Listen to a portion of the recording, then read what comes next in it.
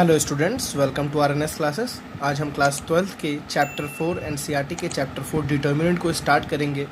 ठीक है, अभी हमने जस्ट चैप्टर 3 ख़त्म किया है, मैट्रिसेस। नेक्स्ट चैप्टर हमारा डिटर्मिनेंट है। प्रीवियस लेक्चर में स्टूडेंट्स हमने देखा है कि what is the difference between matrices and determinant.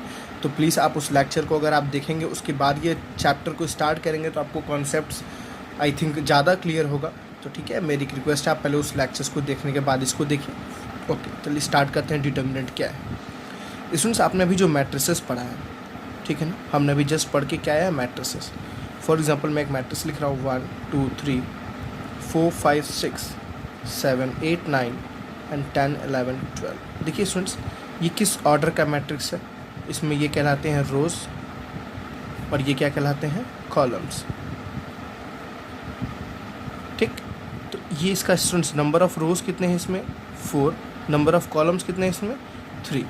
ठीक है ना, तो इसका ऑर्डर कितना है? 4 क्रॉस 3। इसको हम एम बोलते हैं, इसको क्या बोलते हैं? एम। एन एम से क्या बोलते हैं? रोज, और एन से क्या बोलते हैं? कॉलम। ठीक है, हमने ये सारी चीज़ें मैट्रिसेस में डिस्कस की थी। ठीक है स्टूडेंट्स, अब देखिए, अगर मुझे इसको स्क्वायर मैट्रिक्स में चेंज करना हो, मुझे अगर एक स्क्वायर मैट्रिक्स लिखनी हो, स्क्वायर मैट्रिक्स, तो स्टूडेंट्स स्क्वायर मैट्रिक्स मैंने आपको बताया था क्या था? Number of rows is equals to number of columns. Square matrix क्या होती है? नंबर ऑफ रोज और नंबर ऑफ कॉलम्स अगर इक्वल हो जाए तो वो मैट्रिक्स क्या बन जाती है? Square matrix. ठीक है, फॉर एग्जांपल मैं आपको एक स्क्वायर मैट्रिक्स लिख के दिखाता हूँ, जैसे 1 2 3 4 5 6 7 8 9। ये क्या स्टूडेंट देखिए 3 क्रॉस 3 का एक स्क्वायर मैट्रिक्स है। या आप एक स्क्वायर मैट्रिक्स ये लिख दीजिए 1 2 8 9। देखिए ये भी किसका है? 2। अब एलिमेंट्स को मत ध्यान दीजिएगा, मुझे बस मतलब है स्क्वायर मैट्रिक्स से। ठीक है ना, तो ये देखिए किसका रिप्रेजेंटेशन हो गया? ये मैट्रिक्स का। और स्क्वायर मैट्रिक्स दोनों ही कैसे हैं? स्क्वायर मैट्रिक्स देखिए, क्योंकि इसमें भी number of rose number of column 3 cross 3, number of rose 3, number of column 3, number of rose 2, number of columns 2। तो ये क्या बन गया? Square matrix. ठीक है स्टूडेंट्स, देखिए डिटर्मिनेंट क्या है? Determinant is students square matrix से ही एसोसिएट होने वाला एक वैल्यू है। ओके, स्क्वायर मैट्रिक्स से ही एसोसिएट होने वाला, स्क्वायर मैट्रिक्स से ही कैलकुलेट होकर निकलने वाला जो एक वैल्यू होता है स्टूडेंट्स, वही क्या कहलाता है? डिटर्मिनेंट कहलाता है। ठीक है ना, मतलब हम सारे स्क्वायर मैट्रिक्स को ही किस फॉर्म में लिख सकते हैं? डिटर्मिनेंट के फॉर्म में लिख सकते हैं। आपको मैंने बताया था डिटर्मिनेंट हमेशा किस फॉर्म में होता है स्टूडेंट्स? स्क्वायर के ही फॉर्म में होता है। ठीक है ना, determinant is only in the form of square, या आप बोल सकते हैं there is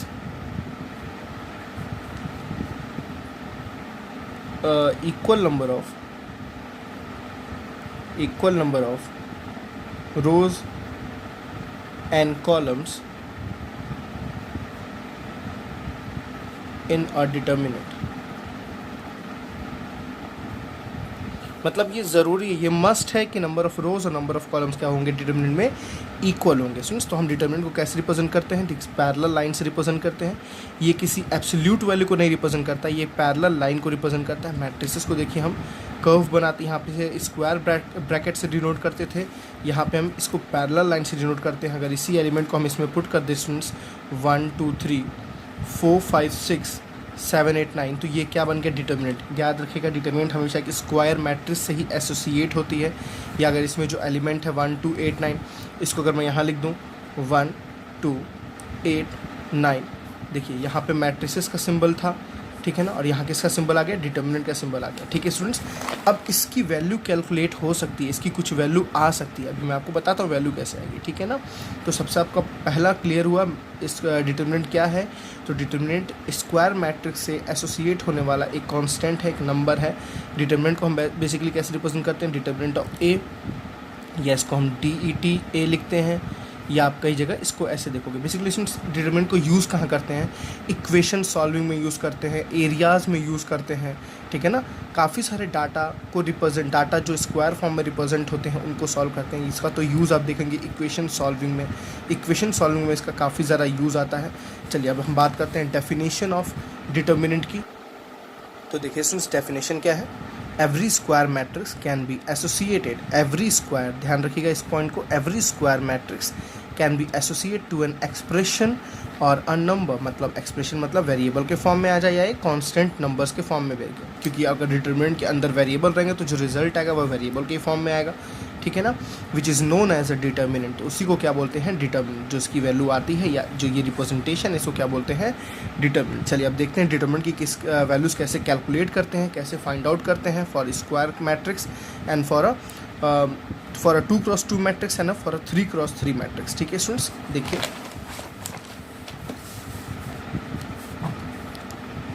चलिए सबसे पहला फॉर एग्जांपल मैं आपको एक वैल्यू एक एग्जांपल लेके दिखाता हूँ।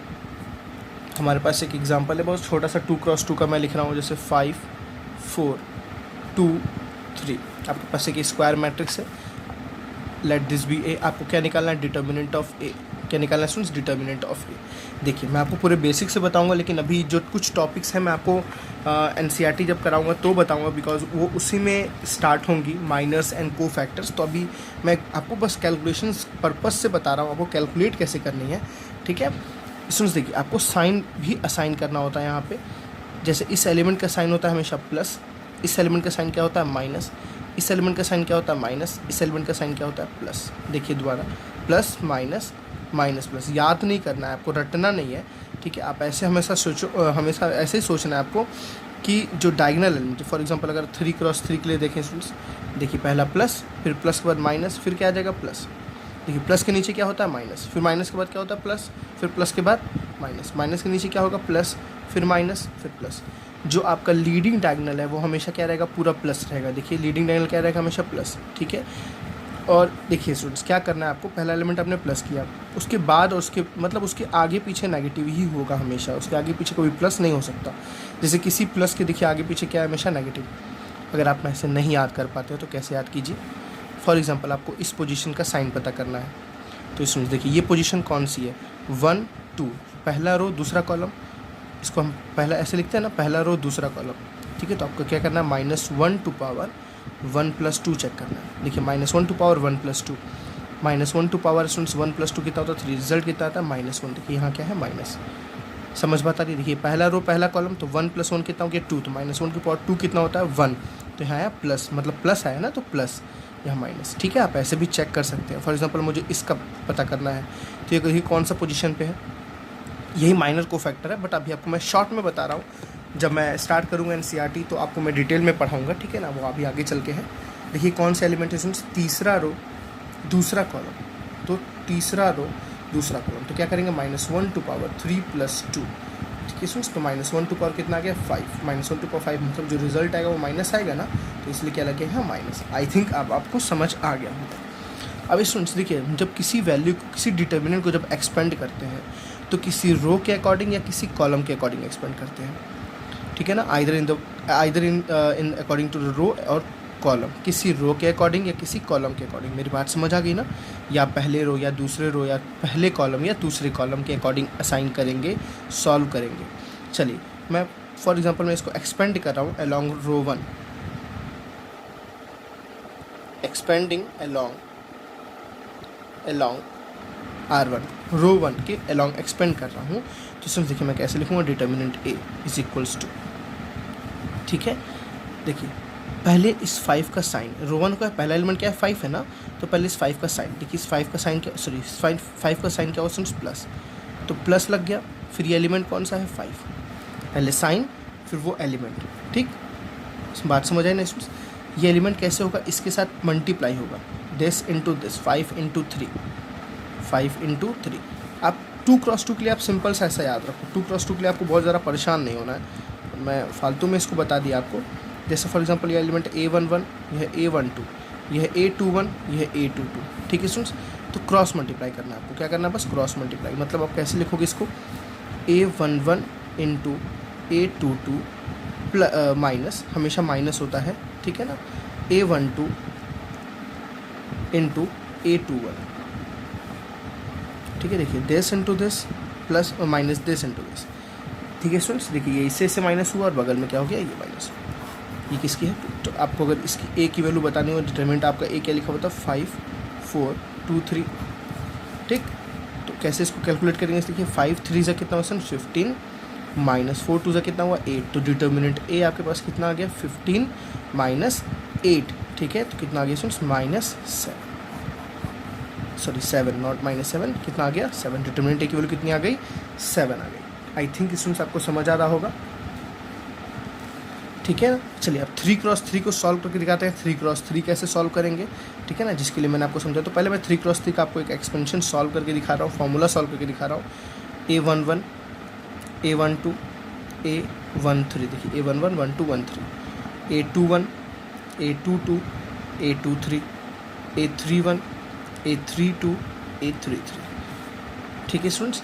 उसके बाद आपको क्या करना है, देखिए सबसे पहले ये साइन अगर किसी रो के अलॉन्ग या किसी, इसमें आपको डायरेक्ट नहीं करना है, इसमें आपको रो और कॉलम के अलॉन्ग ही सॉल्व करना है, वहाँ पे मैंने बताया था। लेकिन 2x2 को भी मेन मेथड तो वही है 2x2 का भी, ठीक है, बट कोई नहीं 2x2 को आप डायरेक्टली कर सकते हैं, बट स्टूडेंट्स इसको आप डायरेक्टली नहीं कर सकते हैं, ठीक। तो मैं आप मान लो, आप बोलता हूँ expanding along R1, expanding along R1, आपका रिजल्ट हर जगह से सेम आएगा, आपको उसकी टेंशन नहीं लेनी। चाहे आप R1 को लेके सॉल्व करो, चाहे R2 को लेके सॉल्व करो, चाहे R3 को, चाहे C1 को, चाहे C2 को, चाहे C3 को, उससे कोई इफेक्ट नहीं पड़ता है। चलिए सुन, सबसे पहले आपको क्या लिखना है, इसका साइन देखिए क्या था प्लस, मैंने बताया इसका साइन क्या था माइनस, इसका साइन क्या था प्लस, तो पहले क्या लिखना आपको प्लस, ठीक है। उसके बगल में क्या आ गया A11, बगल में क्या आ गया A11, ठीक है ना। अब देखिए इसको बंद करना है, इसको बंद करना है, इससे जुड़े पूरे रो को बंद, कॉलम को बंद करिए, इससे जुड़े पूरे रो को बंद करिए। सुन, जो एलिमेंट बचा ना उसको आप लिख दो ऐसे ही, क्या बचा A22, देखिए A23 A32। अभी आपको एक ट्रिक बताऊंगा इसका स्टूडेंट्स, अभी आपको इसका एक ट्रिक बताऊंगा, आप परेशान मत हो, आपको आसानी से सॉल्व हो जाएगा, वैसे बहुत ये टफ नहीं है कोई, ठीक है। देखिए ये बंद हो गया, ये बंद हो गया, ये और ये जिस जैसे पोजीशंस में वैसे पोजीशन में मैंने डिटर्मिनेंट के फॉर्म में करके इसको रिप्रेजेंट कर दिया, इसको लिख दिया, ठीक है स्टूडेंट्स। चलिए नेक्स्ट पोजीशन क्या है माइनस, तो यहाँ माइनस लग गया, इसका एलिमेंट क्या है A12, ठीक है ना। अब देखिए इसके अंदर क्या आएगा, ये बंद, A12 से रिलेटेड पूरा कॉलम बंद, A12 से रिलेटेड पूरा रो बंद। स्टूडेंट्स क्या बचा, देखिए ये और चारों बच गए ना, देखिए क्या बचा A21 A23 A31 A33। मेरी बात दोबारा समझिएगा, देखिए ये पूरा बंद हुआ, ये पूरा बंद हुआ, तो ये बचा, ये बचा और ये बचा और ये बचा, ये चारों बचा ना, मैंने चारों को क्या कर दिया बस इसके फॉर्म में अंदर लिख दिया, ठीक है। चलिए नेक्स्ट लास्ट एलिमेंट, इसका साइन क्या है प्लस, एलिमेंट क्या है A13। चलिए देखिए इसके अंदर क्या आएगा, देखिए स्टूडेंट्स ये बंद और ये बंद, इस एलिमेंट से रिलेटेड पूरा कॉलम बंद, इस एलिमेंट से रिलेटेड पूरा रो बंद, तो क्या है A21 A32 A21, इसके नीचे क्या है A31, यहाँ क्या है A22 A32, ठीक है स्टूडेंट्स। देखिए ये दोनों, ये चारों बचे ना आपके पास, ये चारों मैंने इसके फॉर्म में लिख दिया। आई थिंक आपको समझ आया। सबसे पहला काम, किसी रो या किसी कॉलम के अलॉन्ग एक्सपेंड कर सकते हैं आप R1 से। अब बार बार देखिए R1 सॉल्व करना इजी है, आपके ऊपर लिखा हुआ है, आपको मन करे तो आप R2 सॉल्व करो, आपको मन करे तो आप R3 सॉल्व करो। मैं आपको भी जब प्रॉपर्टीज़ पढ़ाऊँगा तो आपको बताऊँगा किससे सॉल्व करना ज़्यादा ईजी रहता है, ठीक है स्टूडेंट्स, मैं आपको समझाऊंगा, ठीक है ना। किसी चीज़ को अगर आपको सीखना है तो स्टेप बाय स्टेप सीखने से ज़्यादा अच्छा लगता है। आप कंफ्यूज मत हो, यहाँ पे R1 ही क्यों कर रहे हैं, आप कुछ भी कर सकते हैं, बट आपको मैं समझाऊंगा कहाँ पे क्या करना ज़्यादा इजी है। R1 के अलॉन्ग या R2 के अलॉन्ग या R3 या C1 C2 C3 कब आप अप्लाई करिए तो आपका जल्दी रिजल्ट आएगा, ठीक है। चलिए तो आपने पहले देखा R1 के अलॉन्ग, तो ये एलिमेंट लिखा, ये बंद हुआ, ये बंद हुआ, ये सारे एलिमेंट को आपने फिर डिटरमिनेंट में डाल दिया, फिर इसको लिखा इसका साइन के साथ, ये बंद हुआ, ये बंद हुआ, इस आपने एलिमेंट को पूरा एक डिटरमिनेंट में डाल दिया। सिमिलरली आपने थर्ड कोई बन के इसका पूरे एलिमेंट को डिटरमिनेंट में डाल दिया। अब छोटी सी काम करनी है आपको, बस इसको क्या करना है एक्सपेंड करना है। कैसे एक्सपेंड करना है, देखिए ये एज इट इज़ रहेगा A11, ठीक है, इसके साइन को नहीं लिख रहा हूँ मैं, ब्रैकेट के अंदर देखिए this into this minus this into this, जो आप 2x2 के साथ करते थे स्टूडेंट्स, जो आपने 2x2 के साथ किया था ना, 5 3 ज़ा 15 4 2 ज़ा 8, 5 3 ज़ा 15 4 2 ज़ा 8। Similarly A22 A33 A32 A23 समझ आ रहा है ना। देखिए A22 A33 A22 into A33 minus A, अब इसको लिखो चाहे इसको लिखो, उससे कोई इशू नहीं, मल्टीप्लाई तो करना है ना। A32 इंटू A22, कोई इशू नहीं है इसका, आप कुछ भी लिख सकते हो। इसको मल्टीप्लाई करके यहाँ लिख देना है, इसको मल्टीप्लाई करके यहाँ लिख देना है। याद रहे दोनों के बीच में क्या लगाना है, माइनस। प्लीज़ इसको ध्यान रखिएगा स्टूडेंट्स, माइनस ही लगाना है, प्लस नहीं लगाना है। मल्टीप्लाई करने से कुछ भी आए यहाँ माइनस ही लगाना है आपको। इसका जो भी साइन आए, ठीक है ना, वो साइन इसके साथ रहेगा। कैलकुलेशन तो बाद में आप करेंगे, अभी आपको मैं एग्जाम्पल करके दिखाऊँगा, ठीक है। चलिए नेक्स्ट इसको देखिए, यहाँ माइनस है तो यहाँ माइनस, यहाँ A12 है तो यहाँ A12 है, ठीक। चलिए इसके एलिमेंट्स को सिमिलरली क्रॉस मल्टीप्लाई, इसको मल्टीप्लाई करिए, कितना आ रहा है, A21 इंटू A33 माइनस इसको मल्टीप्लाई कीजिए A31 इंटू A23, ठीक है। सुन देखिए, दिस इंटू दिस यहाँ आया, माइनस दिस इंटू दिस यहाँ आया, ठीक है। देखिए यहाँ पे क्या गया, प्लस A13 आ गया ना, ब्रैकेट में क्या बचेगा स्टूडेंट्स, देखिए this into this, A21 into A32 minus इसको A31 इंटू A22, ठीक है स्टूडेंट्स। ये आपका क्या है, रिजल्ट है। यही आपका पूरा एक्सपेंशन करके रिजल्ट मिलेगा। आप फिर इसको भी इसमें मल्टीप्लाई करोगे, इसको भी इसमें मल्टीप्लाई करोगे, इसको भी इसमें मल्टीप्लाई करोगे, इसको भी इसमें मल्टीप्लाई करोगे, इसको भी इसमें मल्टीप्लाई और इसको भी इसमें मल्टीप्लाई। स्टेप्स आपको याद हो गए। मैं आपको क्वेश्चंस करके दिखा रहा हूँ। क्वेश्चंस करने में आपको इतनी मेहनत नहीं दिखेगी, ईजी लगता है क्वेश्चन करना, ऐसे देखना टफ लगता है, ठीक है ना स्टूडेंट्स। चलिए मैं पहले कुछ 2x2 पे क्वेश्चंस कराता हूँ, फिर आपको कुछ पहले मैं आपको 3x3 पे कराता हूँ, फिर 2x2 एंड 3x3 दोनों को मिक्स कराते हैं, ओके। चलिए देखिए, तो चलिए स्टूडेंट्स इस डिटर्मिनेंट को हम सॉल्व करते हैं, ठीक है। तो हमारा क्वेश्चन क्या है, हम सबसे पहले इसको R1 के अलॉन्ग एक्सपेंड करते हैं, ठीक है। हम R1 के अलॉन्ग भी एक्सपेंड करेंगे और R2 के अलॉन्ग भी एक्सपेंड करेंगे और चेक करेंगे क्या हमारा रिजल्ट सेम आ रहा है या नहीं आ रहा है, जो हमने अभी प्रॉपर्टीज़ में डिस्कस किया है, ठीक है ना। तो हम क्या बोलेंगे, एक्सपेंडिंग अलॉन्ग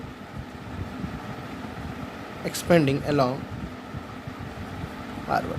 सबसे पहले आपको फाइंड आउट क्या करना है, डिटर्मिनेंट ऑफ ए, आपको ऐसा कुछ लिखा होगा, ठीक है ना, या आपको ऐसा लिखा होगा डिटर्मिनेंट ऑफ ए, ठीक है ना, आपको ऐसे लिखा होगा। और सबसे बड़ी बात, इसके साइन पे आते हैं। साइन देखिए सुन ध्यान से, स्क्वायर मैट्रिक्स, तो साइन, इसका साइन क्या होगा, प्लस, इसका साइन क्या होगा, माइनस, इसका साइन क्या होगा, प्लस, ठीक है। चलिए सबसे पहली बात क्या लिखते हैं आप, R1 के अलॉन्ग, तो 2 का साइन क्या है, प्लस, बगल में क्या है 2। फिर इसके बाद इसके एलिमेंट्स को देखिए, ये बंद हो गया, ये बंद हो गया, ये देखिए दो, ये पूरा कॉलम, ये पूरा रो, जो एलिमेंट है इसको आप इसमें रख दीजिए।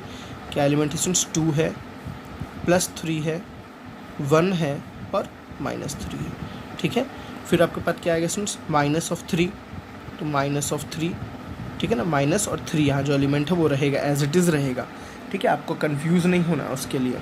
अब इसमें देखिए, ये पूरा बंद हो गया, ये पूरा बंद हो गया, देखना आपको देखना है, ये पूरा बंद हो गया ना, और ऊपर से ये भी पूरा बंद हो गया। स्टूडेंट्स कौन कौन से एलिमेंट्स दिख रहे हैं आपको, देखिए 1, सॉरी शेडो आ जा रहा है उसका, 1 3, ये भी पूरा बंद है, 1 3 -2 और -3, ठीक है ना। तो इसमें क्या फिल करेंगे हम, 1 3 -2 एंड -3, ठीक है। लास्ट में क्या आएगा स्टूडेंट्स, इसका साइन प्लस और -2, तो प्लस ऑफ -2, चाहो तो आप डायरेक्टली -2 लिख सकते हो, कोई इशू नहीं है, मुझे समझाना है इसलिए मैं समझा रहा हूँ। फिर पूरा ये बंद स्टूडेंट्स, पूरा ये बंद हो जाएगा। तो एलिमेंट कौन कौन से आएंगे देखिए, 1 2 -2 एंड 1, 1 2 -2 एंड 1। समझ बात आई ना। चेक कर लेना एक बार, एलिमेंट को चेक करना बहुत ज़रूरी है। 2 हुआ बंद तो 2 3 1 -3, 2 3 1 -3, ये पूरा ब्लॉक हुआ तो 1 3 -2 -3, 1 3 -2 -3, ये पूरा ब्लॉक हुआ, -2 1 2 -2 1 1 2 -2 एंड 1, ठीक है। यहाँ तक कोई डाउट नहीं है। अब देखिए स्टूडेंट्स क्या करना है, आपको ये एज इट इज़ लिखना है +2। अब इसको सॉल्व करना है, इसको सॉल्व करना आपको पता ही है, 3 2 -6, बीच में माइनस रहेगा स्टूडेंट्स, 3 1 3, देखिए 3 2 -6 हो गया, अब 3 1 कितना आ गया 3, यहाँ ये -3 एज इट इज़ रहेगा। 3 1 देखिए 3 1 -3, 3 2 -6, देखिए माइनस के साथ -6, ये तो एलिमेंट है स्टूडेंट्स, देखिए दोनों ये क्या है, एलिमेंट है, ये बीच में माइनस कर रहा है, देखिए ये एक एलिमेंट था, ये एक एलिमेंट था, दोनों के बीच में क्या करना है आपको, माइनस करना है, आपको ध्यान रखना है इस चीज़ का, ठीक है। अब चाहो तो बाहर स्क्वायर ब्रैकेट लगा सकते हो। चलिए बगल में क्या है, प्लस माइनस कितना हो गया, -2, -2। अब देखिए अंदर क्या रहेगा स्टूडेंट्स, 1 1 1 -2 2 4 -4, ठीक है। आप ऐसे स्क्वायर ब्रैकेट में लिखना तो आपको ज़्यादा इजी रहेगा, समझ आएगा, ठीक है। चलिए 2 एज इट इज़ रहेगा, इसके साथ क्या मल्टीप्लाई हो, देखिए -6 -3 कितना हो गया, -9, -6 -3 कितना हो गया स्टूडेंट्स, -9, ठीक है। -3 एज इट इज़ रहेगा, इसके साथ क्या मल्टीप्लाई होगा, देखिए -3 है, माइनस क्या हो गया, प्लस, माइनस क्या हो गया प्लस, तो minus minus plus minus 3 plus 6 is what plus 3, तो यहाँ कितना आ गया फ्रेंड्स प्लस 3 आ गया, ठीक। माइनस 2 रहेगा, मल्टीप्लाई क्या होगा स्टूडेंट्स देखिए 1 माइनस माइनस प्लस 4, तो क्या हो गया 5 2 सा सॉरी हाँ 5, क्या आ गया आपके पास 5, 9 2 सा कितना स्टूडेंट माइनस 18 माइनस 9 एंड 5 2 सा कितना हो गया माइनस 10, ठीक है स्टूडेंट्स। तो देखिए यहाँ पे आप सब माइनस में है तो सबको क्या करेंगे आप ऐड करेंगे, सारे माइनस में है तो सबको ऐड करेंगे, तो 9 + 8 = 17 + 7 1 1 2 + 1 3 37 माइनस 37 इज योर रिजल्ट, ठीक है। तो आपने क्या देखा डिटर्मिनेंट ऑफ ए कितना आ गया माइनस 37 फॉर जब आपने क्या किया एक्सपेंडिंग अलॉन्ग R1 किया। अब चलिए स्टूडेंट्स एक बार आपको एक्सपेंडिंग अलॉन्ग R2 या R3 जो आप बोलो, अब जो आप सोचना वो आप कर सकते हो, मैं आपको चलिए R2 से करके दिखाता हूँ एक्सपेंडिंग अलॉन्ग R2। फिर से मैं डिटर्मिनेंट लिख ले रहा हूँ, डिटर्मिनेंट क्या था मेरा 2 3 -2, देखिए 2 3 -2 1 2 3 -2 1 एंड -3, ठीक है ना। मैं इसको अब R2 के अलॉन्ग सॉल्व कर रहा हूँ, एक्सपेंडिंग अलॉन्ग R2।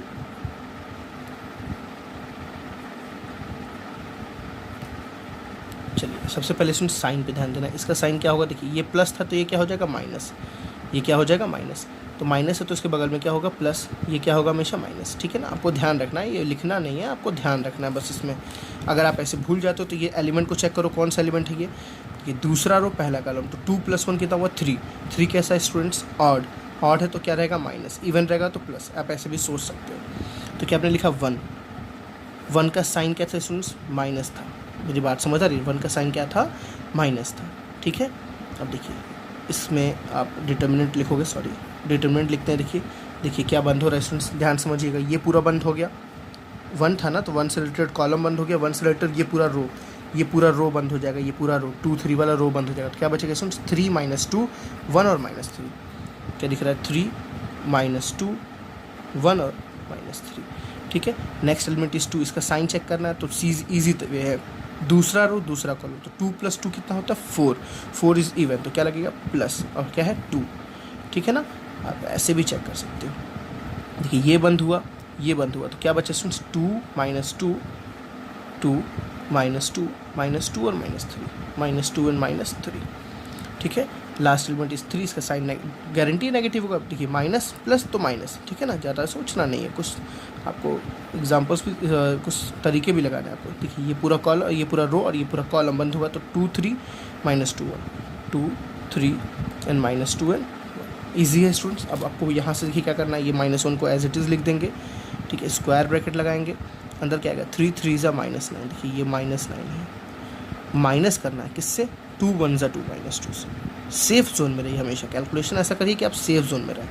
+2 ऐसे लगाएंगे स्क्वायर ब्रैकेट, 3 2 = -6, ठीक है, 2 2 = कितना हुआ, देखिए माइनस करना है तो 2 2 = कितना हुआ +4 हो गया ना, +4 -3, चलो 2 1 = कितना हुआ 2, माइनस करना है 3 2 = कितना हुआ -6, तो यहाँ क्या आ जाएगा -6, ईजी है।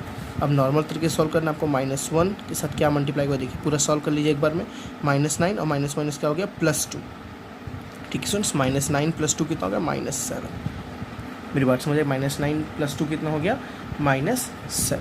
फिर यहाँ क्या है +2, क्या मल्टीप्लाई हो इसके साथ -6 -4 कितना हो स्टूडेंट्स -10, ठीक है। फिर यहाँ -3 के साथ क्या मल्टीप्लाई हुआ स्टूडेंट्स, देखिए माइनस माइनस हो जाएगा प्लस, और 2 + 6 कितना हो जाएगा 8 + 8, तो क्या आ गया माइनस प्लस, 7 1 = 7, 10 2 = -20 एंड 8 3 = 8 16 8 3 = 24, तो कितना आ गया -24। तो आपने क्या देखा 7 -20 -24, अब इसको सॉल्व करेंगे तो इसका रिजल्ट कितना आ रहा है -37। तो अब देखिए आपने R1 के लॉन्ग सॉल्व किया था तो भी रिजल्ट -37 था, आपने R2 के लॉन्ग सॉल्व किया तो भी रिजल्ट कितना आया -37 ही आया, रिजल्ट कभी चेंज नहीं होता, समझ आए स्टूडेंट्स। तो आपने अभी तक आपने 3x3 को सॉल्व करना देखा, 2x2 को सॉल्व करना देखा। और एक बात और स्टूडेंट्स आपको बतानी है सिंगुलर मैट्रिक्स के बारे में, ठीक है ना। सिंगुलर मैट्रिक्स क्या होता है, सिंगुलर मैट्रिक्स स्टूडेंट्स जब किसी डिटर्मिनेंट ऑफ ए से, ठीक है ना,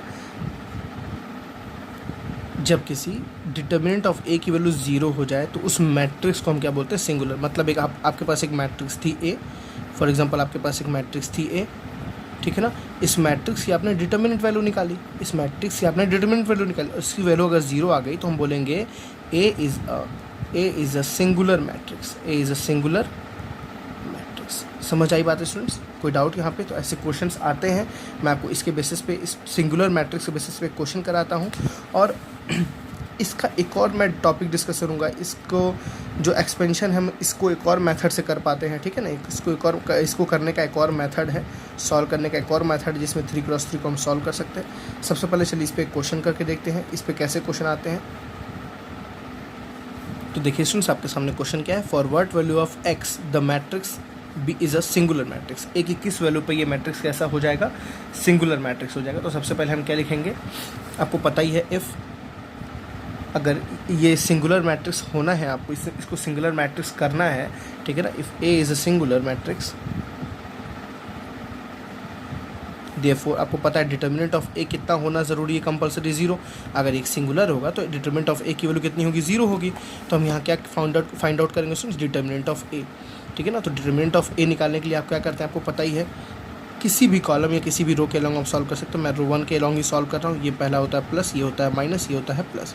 तो 1 हो गया, 1 के साथ स्टूडेंट्स क्या आया, देखिए ये पूरा बंद, ये पूरा बंद क्या आया, 2, सॉरी बाहर में लिख दिया, 2, 1 एंड -3। दूसरा एलिमेंट क्या स्टूडेंट, माइनस ऑफ -2, देखिए माइनस ऑफ -2, माइनस तो उसका साइन था, एलिमेंट क्या था, -2, ठीक। चलिए ये पूरा बंद होगा, ये पूरा बंद होगा, तो क्या क्या एलिमेंट बचेगा, 1x 1 -3, 1x और 1 और -3। नेक्स्ट एलिमेंट्स का 3, इसका साइन क्या है, प्लस, तो +3। ये पूरा बंद हुआ, ये पूरा बंद हुआ, तो क्या बचा, 1x 2 1 हुआ, x हुआ और क्या बचा, 2 बचा और 2 बचा। ठीक है स्टूडेंट्स, आपको इतना समझ आ रहा है, सॉल्व करना है इसको, बहुत ईजी है। आपको पता है, हाँ ये डिटर्मिनेंट क्या हो गया, 0, तो इस पूरे की वैल्यू कितनी आ रही होगी, 0, ये ध्यान रखिएगा, ये इक्वेशन बन गया अभी। चलिए 1 इसके साथ क्या मल्टीप्लाई होगा स्टूडेंट्स, अंदर देखिए,